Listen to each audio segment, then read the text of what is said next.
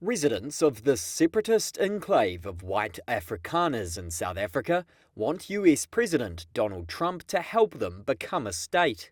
A group of them was so opposed to majority black rule when apartheid ended some 3 decades ago, they carved out the enclave.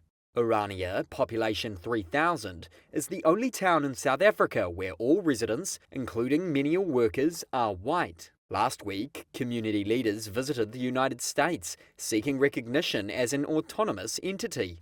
Orania movement leader Just Strydom, surrounded by bronzes of past Afrikaner leaders, including from the era of racist white minority rule, had a message for those stateside. If whomever is interested in helping create Orania's future, we think investment is a good opportunity. Our message to the American government was help us here, 3-word response.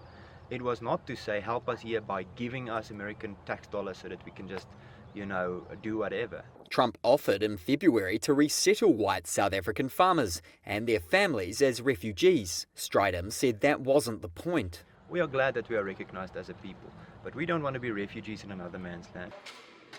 South African authorities acknowledge Orania as a town that can raise local taxes and deliver services. The 8,000-hectare settlement is riding an unprecedented wave of support from right-wing Americans for Afrikaner nationalists who lost power when apartheid ended in 1994 and Nelson Mandela became South Africa's first black president. 3 senior Orania officials interviewed by Reuters were vague about the help they sought in the United States. They said they wanted investment to build houses to keep up with its 15% population growth, infrastructure and energy independence. Strydom declined to say whether his delegation had contact with the Trump administration. The US State Department did not immediately respond to a request for comment.